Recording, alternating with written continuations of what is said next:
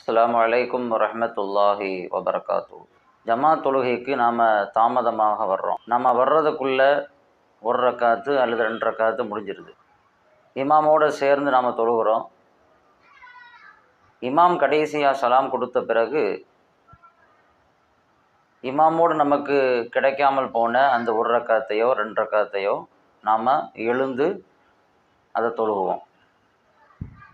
இது எல்லோருக்கும் தெரிஞ்ச விஷயம். இப்போது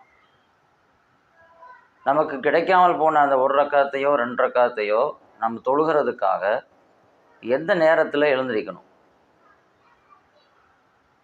இமாம் 2 சலாம் கொடுத்த பிறகு எழுந்திருக்க வேண்டுமா, அல்லது ஒரு சலாம் கொடுத்த பிறகு எஞ்சிக்கணுமா, அல்லது கொஞ்சம் தாமதமாக எஞ்சிக்கணுமா என்றால், சரியான வழிமுறை என்பது இமாம் அவர்கள் 2 பக்கமும் சலாம் முழுமையாக கொடுத்த பிறகு எழுந்திருக்க வேண்டும். அதுதான் சரியான வழிமுறை என்று இமாம்கள் சொல்கிறார்கள்.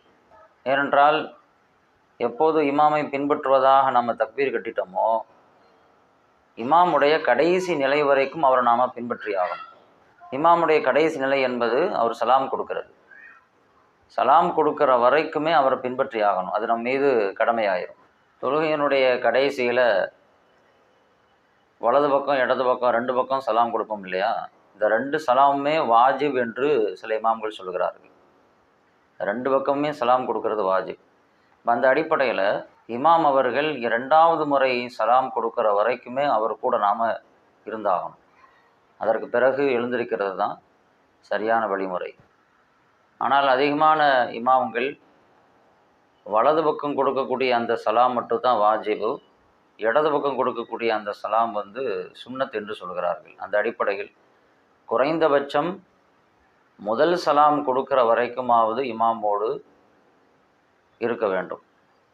இன்றைக்கி சில பேரை பார்க்குறோம், இமாம் அஸ்ஸலாமு அலைக்கும்னு சொல்ல ஆரம்பிக்கும் பொழுதே எழுந்திருவாங்க. இது தவறான நடைமுறை. இமாம் சலாம் கொடுப்பதற்கு முன்பு ஒருவர் எழுந்திருத்து விட்டாலோ, அல்லது அஸ்ஸலாமு அலைக்கும் என்று முழுமையாக சொல்வதற்கு முன்பு ஒருவர் எழுந்திருத்து விட்டாலோ அவருடைய தொழுகை கூடாது என்று இமாம்கள் நமக்கு சொல்லித் தருகிறார்கள்.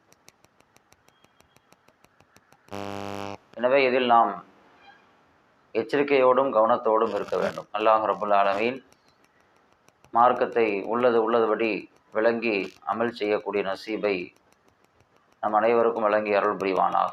வாஹிரு தஅவானா அல்ஹம்துலில்லாஹி ரப்பில் ஆலமீன். வஸ்ஸலாமு அலைக்கும் வரஹ்மத்துல்லாஹி வபரகாத்துஹு.